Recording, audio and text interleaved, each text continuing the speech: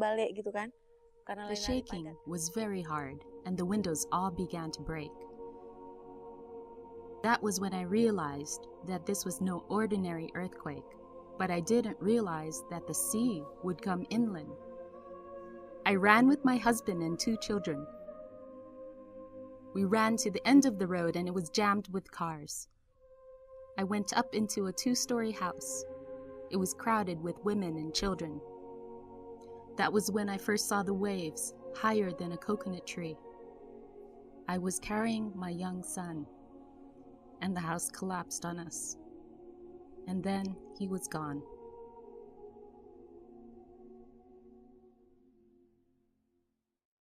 Early in the morning of December 26, 2004, a powerful earthquake shook Indonesia, followed by a massive tsunami that spread out across the Indian Ocean. Over 220,000 people lost their lives. There was no official tsunami warning system for the Indian Ocean in 2004, and many didn't recognize the natural warning signs. On the island of Sumatra, in the village of Jantang, half of the people perished when the tsunami leveled their village. In contrast, on the tiny neighboring island of Simalua, all of the villagers of Langi survived. Why the difference? Families in Langi had passed down stories of a deadly earthquake and tsunami in 1907. When the earthquake struck in 2004, residents immediately reacted by fleeing to high ground. Knowledge of the natural tsunami warning signs is key to saving lives. A tsunami is a series of waves created by displacement of a large volume of water. It may follow a large earthquake, volcanic eruption, or underwater landslide. Ground shaking may be your first natural warning. The largest and most deadly earthquakes and tsunamis are created at areas called subduction zones, where plates forming Earth's crust are pulled down into Earth's interior. The 2004 Indian Ocean earthquake and tsunami originated at the Sumatra subduction zone. A similar catastrophic event occurred in 1700 off the northwest coast of the United States in an area called the Cascadia subduction zone. During subduction, the descending plate sticks, dragging the overlying plate with it. Over hundreds of years, stress builds up along the fault between these plates. Eventually, the fault slips, thrusting the overlying plate and water column upwards. A tsunami is formed. Though most tsunamis form at subduction zones, all coasts are vulnerable to them. If a tsunami originates across the ocean, you will not feel the earthquake. Without an official warning, your first sign of the tsunami will be right before it floods the coast. You might see the water rapidly receding well past low tide, exposing the sea floor. A dark or foamy wall of water may be visible on the horizon. You might also hear a distinct train-like roar as the water rushes inland.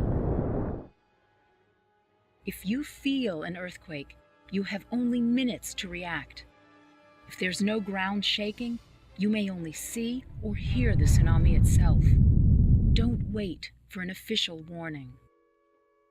Destructive tsunamis are rare, but at some point in the future, perhaps in our lifetimes, the Cascadia subduction zone off the U.S. West Coast will rupture again.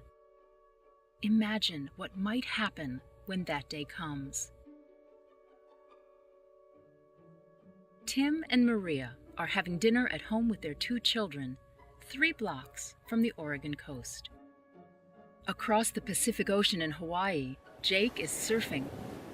Up in Alaska, Paul is monitoring for earthquakes at the West Coast Alaska Tsunami Warning Center. Lonnie, Hawaii's emergency manager, is teaching 3rd graders about tsunamis. Suddenly, a powerful earthquake occurs along the Cascadia subduction zone. Tim and Maria's house starts shaking violently. They duck under the table as bookcases crash and dishes break around them.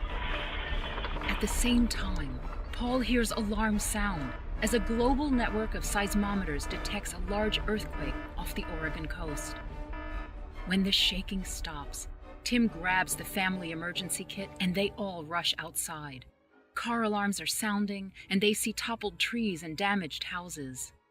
They know their house is in a tsunami evacuation zone, so they head on foot toward high ground.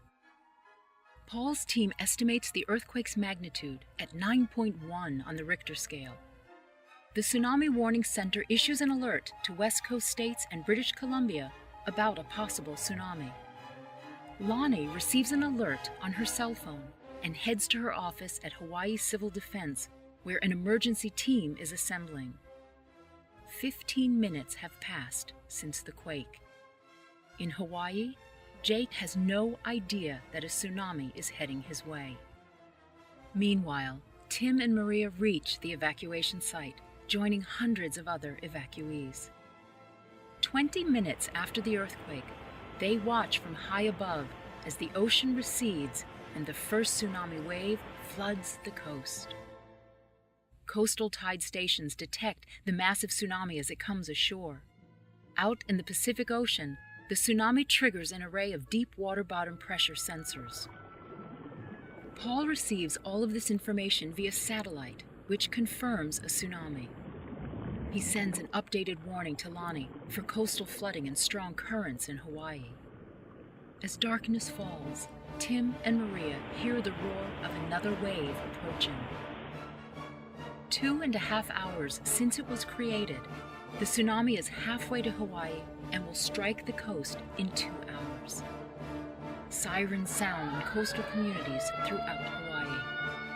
Jake hears the sirens and paddles ashore to find out what's going on. He gathers his surfboard and belongings and drives out of the evacuation zone. Other countries around the Pacific receive the warning and prepare for the tsunami's arrival.